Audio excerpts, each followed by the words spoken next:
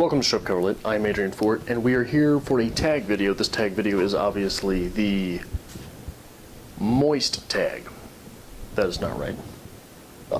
The Teenage Mutant Ninja Turtles tag. Also incorrect. Apparently this is the Johnny Depp tag, as pinned by Erica from Perks of Books, by whom I was also tagged. And this is a series of 12 questions which have to do with Johnny Depp. But unfortunately, there is no Mordecai tag. No Mordecai question? Come on, get with things. Number 1, Glen from Nightmare on Elm Street. What author's book did you enjoy so much that you read their entire work? For me, a bit of a rules breaker, so I didn't go with a novel, but I went with short stories. And once I was really able to delve completely into Ernest Hemingway and figured out that there was some type of code there, some type of deeper meaning, deeper impact to the stories, I went out and I bought the complete short stories of Ernest Hemingway, and I burned through this in about a month, I believe, over a summer during my undergrad degree, and spans a lot of stuff. I've got a lot of highlights in here, a lot of marks, obviously, bookmarks. And one thing that I really enjoy about Ernest Hemingway's writing is not only its sparseness, but also the way that the dialogue flows very well and very realistically. If you are a writer who struggles with dialogue, Ernest Hemingway is one that you should definitely pick up. Number 2, The Mad Hatter.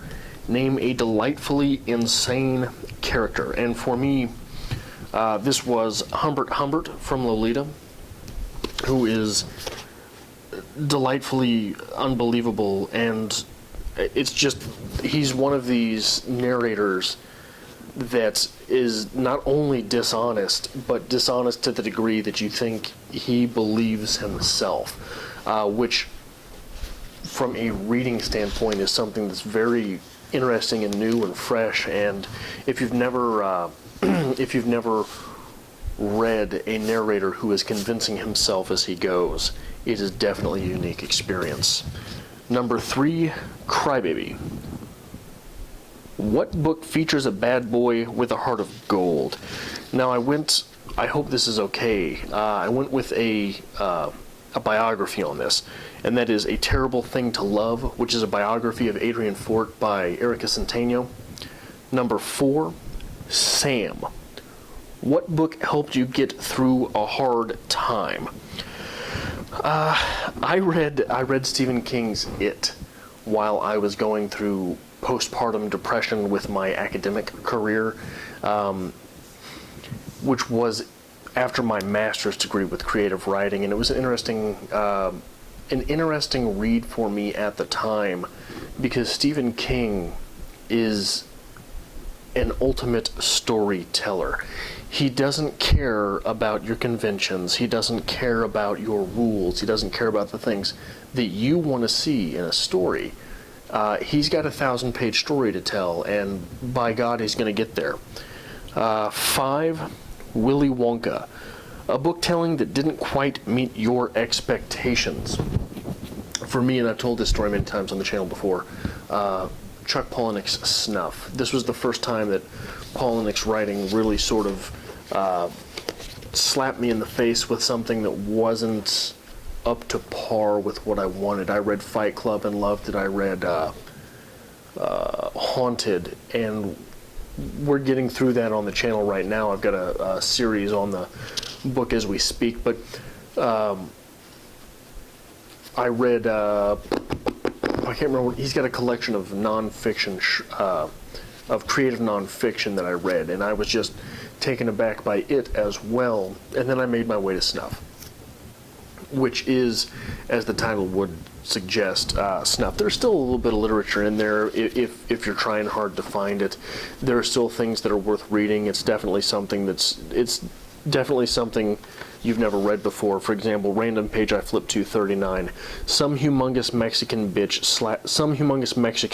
slaps this fat slob at the craft services table, and then actor 72, holding the bouquet of dead flowers, walks over and begins to explain the attack to me. The fight has something to do with the model train sets in the city of Seattle, the Mexican Mafia, and the Vatican. Rattling on, number 72 tells me, sorry. I tell him not to mention it. See, it's a very conversational style of writing, but it's still, when Polinick's able to pack some literature in there, he's really able to give it a go. Where was I? 6. Edward Scissorhands. Recommend a book that you feel doesn't get the credit it deserves. This is hard because the world of literature is such a big place that there's a lot of things that don't really get the credit that they deserve. But I feel like everyone should probably read Harry Potter, and I don't think many people have, and you really need to get on that. It's an amazing series. 7. Ichabod Crane. What is your favorite classic horror story? Genesis. 8. Gilbert Grape. A book where sadness and beauty play equal parts. Now, I'm going to give you an O. Henry twist on this one. Erica asked me if I had some suggestion for the prompt for Gilbert Grape, and I gave her this because there's not many books with cougars in them, so I couldn't really go that route. So I gave Erica this prompt for her tag. Erica suggested that I read Of Mice and Men, and that's obviously a video that we have done on the channel. There is a review for that book, but I really think that the equal parts that sadness and beauty play in Of Mice and Men is something that writers should strive for. That is the classic type of story and trope where someone goes, oh, this is literature. Everything had to work out this way. It was inevitable, but still not predictable. 9. Victor Von Dort. I have no idea who any of these characters are besides Gilbert Grape, Edward Scissorhand, and Glen from Nightmare on Elm Street. 9. Victor Von Dort. A book you'd like to see made into a stop-motion film.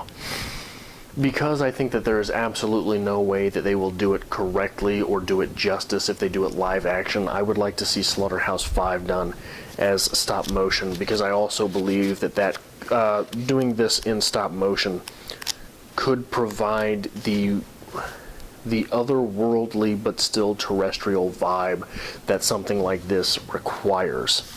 And I happened to flip open to one of my favorite quotes from all of literature. How nice to feel nothing and still get full credit for being alive. A story that contains that quote and it makes perfect sense within the context of the story is screaming for something like stop motion. Sweeney Todd, a book with a concept you would think would work, you would think would not work, but it pulls it off. For me, this is Michael Crichton in general. Michael Crichton's literature tends to take two things that would not go together, that you would not necessarily usually picture going together, and he just sort of mashes them together, like cloning, the chaos theory, and dinosaurs. Boom, you've got Jurassic Park. But when you take each one of those elements on its own and you just think about them, there's no way to imagine yourself getting to a cohesive story. But by God, Crichton did it. 11, Ed Wood, a book that is terrible, but you enjoyed it anyway. My hatred switch is hyperactive, so I have no examples of this. 12, Jack Sparrow, the greatest book character ever. Reject the basic assumptions of civilization, especially the importance of material possessions. That's all we have time for in this edition of the Johnny Depp Tag. I will link Erica's channel and the original in the description below. Make sure you go over there and check them out. And leave some hatred comments on Erica's video, because as we all know, Johnny Depp sucks.